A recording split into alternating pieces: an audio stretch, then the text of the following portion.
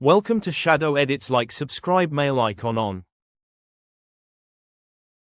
வணக்கம் நண்பா, நம்ம இன்னைக்கு பார்க்க போறது Tales of Demons and God episode 36. ஒரு வழியா நம்ம ஹீரோவும் யூசியும் பாத்தீங்கன்னா அந்த ட்ரெஷர் எங்க இருக்கோ அங்க வந்து ரீச் பண்ணிட்டாங்க. பண்ண உடனே பாத்தீங்கன்னா நம்ம ஹீரோவோட கண்ணு அங்க மேல இருக்க லேம்ப் மேலே தாங்க இருக்கு. அந்த லேம்ப் என்ன அப்படின்னு பாத்தீங்கன்னா அது ஒரு ஷேடோ டெவில் ஸ்பிரிட் லேம்புங்க. அதாவது கிட்டத்தட்ட ஒரு சீல் பண்ண ஒரு பாக்ஸ் அப்படின்னு சொல்லலாம். அதுக்குள்ள பாத்தீங்கன்னா ஷேடோ டெவில் ஸ்பிரிட்டை வந்து சேவ் பண்ணி வச்சிருக்காங்க. இந்த ஸ்பிரிட் பாத்தீங்கன்னா ஸ்ட்ராங் கிடையாது, ஆனா இதுக்கு வேற யூஸ் இருக்கு அப்படின்னு நம்ம ஹீரோ சொல்றான். இந்த ஸ்பிரிட் பாத்தீங்கன்னா இந்த சேக்ரெட் எம்பையர் இருக்கு பாருங்க, அதுக்கு முன்னாடி ஸ்னோ எம்பையர் இருந்தது. அந்த டைம்ல இந்த ஸ்பிரிட் இருந்தது. பட் இதோட எண்ணிக்கை கம்மியாகி போகி கடைசியில பாத்தீங்கன்னா பேலன்ஸ் 7 தான் இருந்தது. அந்த 7த்தையும் பாத்தீங்கன்னா 7 லேம்ப்ல பத்திரமா மூடி வச்சுட்டாங்க. இது இருக்கிறதுலே கிடைக்கிறதுக்கு ரொம்ப ரொம்ப ரேரான ஒரு ஸ்பிரிட். இது பாத்தீங்கன்னா உலகத்துல ஒரு மூலையிலும் மறைச்சு வச்சிருக்காங்க. இது கிடைக்கிறதே ரொம்ப கஷ்டம். இப்படி நம்ம ஹீரோ சொல்லிட்டு இருக்கும் போதே பாத்தீங்கன்னா அந்த லேம்ப்ல இருந்து அந்த ஷேடோ டெவில் வெளியே வருதுங்க. வந்தது பாத்தீங்கன்னா அப்படியே சுத்தி வர நம்ம ஹீரோ திரும்புறான், என்னடா அதுன்னுட்டு. அதுகிட்டயும் அது பாத்தீங்கன்னா நம்ம ஹீரோட பேக் சைடுக்கு வந்துட்டு பயங்கரமான ஒரு ஸ்பீட்ல கர்ஜிச்சு ஒரு அட்டாக் பண்ண ட்ரை பண்ணுதுங்க. ஆனா அதுகிட்டயும் அந்த லேம்ப்ல இருந்து வெளிச்சம் வந்து அந்த ஸ்பிரிட்டை அதுக்குள்ள எடுத்துக்கிச்சு. ஏன்னா உங்களுக்கு ஆல்ரெடி சொன்னேன், அது ஒரு சீல் மாதிரி தான், அதால வெளியே வர முடியாது, அதுக்குள்ள ஸ்பிரிட் இருக்கு. இதை பார்த்து நம்ம ஹீரோக்கு பாத்தீங்கன்னா பயங்கரமான எக்ஸைட்மெண்ட். ஏன்னு பாத்தீங்கன்னா அவன் என்ன ட்ரைனிங் பண்ண உங்களுக்கு தெரியும்ல, ஹெவன்லி மெத்தட் ட்ரைனிங் பண்ணிட்டு இருக்கான். அவனால எல்லா டைப்பான ஆட்ரிபியூட்ஸ் ஆன 7த்துமே கண்ட்ரோல் பண்ண முடியும் அவனுக்குள்ள. ஜெனரலா அவங்க ஆல்ரெடி சொல்லிருப்பேன்னு நினைக்கிறேன், எல்லாராலையும் 1-2 தாங்க ஸ்பீடை கண்ட்ரோல் பண்ண முடியும். ஃபார் எக்ஸாம்பிள் அங்க யூசி இருக்கால, அவளுக்கு பாத்தீங்கன்னா ஸ்னோ, விண்ட், அது மாதிரி 2-3 இப்படிதான் மேக்ஸிமம் பாசிபிள். நம்ம ஹீரோக்கு பாத்தீங்கன்னா 7 வகையான ஆட்ரிபியூட் ட்ரை பண்ண முடியும். அதுல ஒண்ணு தான் ஷேடோங்க. உடனே அவன் பயங்கர எக்ஸைட்மெண்ட்ல ஜம்ப் பண்ணி அதை எடுக்க பாக்குறான். ஆனால் அதுக்குள்ள இருந்து திருப்பியும் அந்த ஸ்பிரிட் வெளியே வருது. வந்து அதாவது எடுக்க வரக்கூடாது அப்படின்ற முடிவுல அது இருக்கு. நம்ம ஹீரோ கிட்ட வேலைக்கு ஆகுமா, நம்ம ஹீரோ பாத்தீங்கன்னா உடனே சோல் ஃபோர்ஸ் அட்டாக் பண்றான். பண்ண உடனே ஆட்டோமேட்டிக்கா அது வீக் ஆகுது. ஏன்னா அது வெறும் ஸ்பிரிட் தானே, அதுக்கு ஒரு பாடி கூட கிடையாது.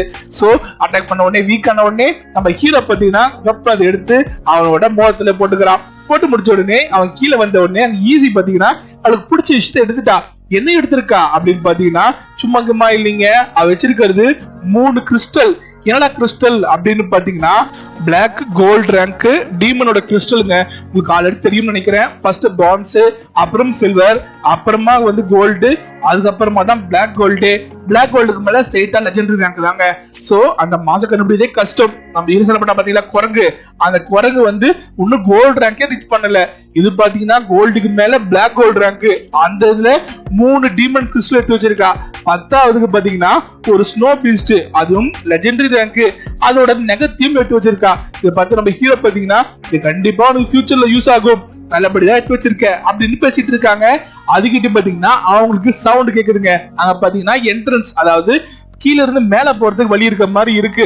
அங்க என்னன்னு பார்க்க போறாங்க. பட் அதுக்குள்ள பாத்தீங்கன்னா மேல இருந்து இடிஞ்சு விழுற மாதிரி ஒரு சவுண்டுங்க. உடனே நம்ம ஹீரோ பாத்தீங்கன்னா யூஸை கவர் பண்ணிக்கிறான். அங்க பாத்தீங்கன்னா கல்லுங்கெல்லாம் இடிஞ்சு விழுது.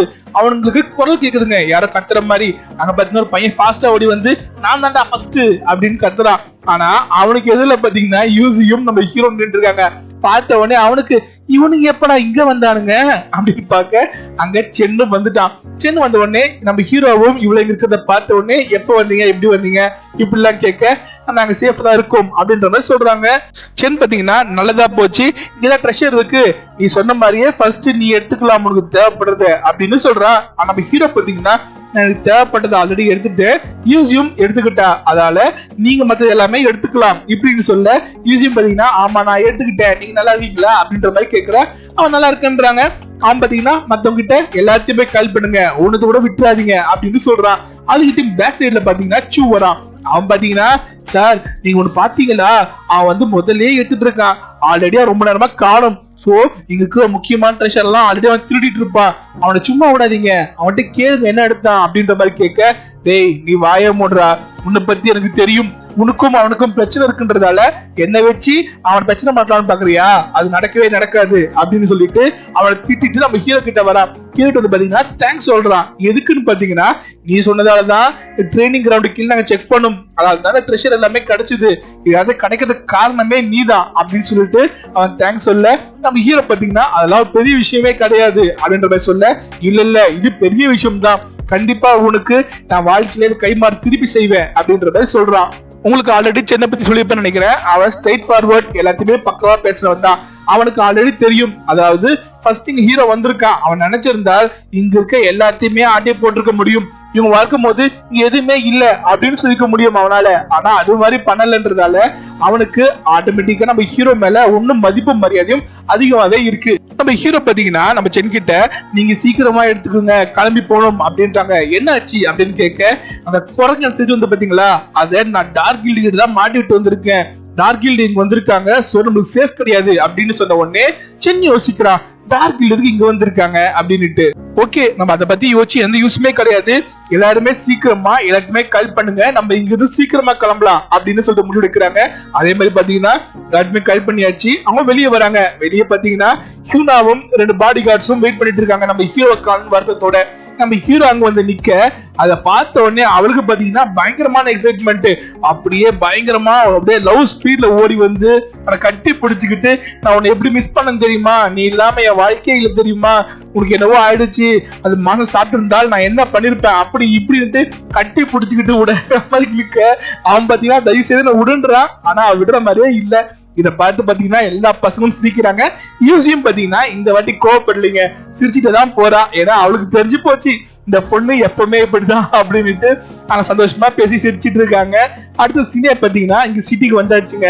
அங்க ஒன்னோடு சொல்லியிருக்காங்க, என்னன்னு பாத்தீங்கன்னா இவங்க போனாங்க பாருங்க, இங்க போயிட்டு நிறைய ட்ரெஷர் கிடைச்சது அப்படின்ற சொல்லியிருக்காங்க. சொன்ன உடனே அங்க பசங்களுக்கு பாத்தீங்கன்னா பயங்கரமான எக்ஸைட்மெண்ட், அவங்க எடுத்துட்டு வந்துருக்காங்கன்னா அப்போ வேற ட்ரெஷரும் அங்க இருக்கலாம், சோ நம்ம கூட போய் செக் பண்ணி பார்க்கலாம், கண்டிப்பா நமக்கு கூட ஏதாவது கிடைச்சா கிடைக்கும் அப்படிங்கிற சஜஷன் பண்ணிட்டு அவங்க போறாங்க. அதோட இந்த எபிசோட முடிச்சுட்டாங்க.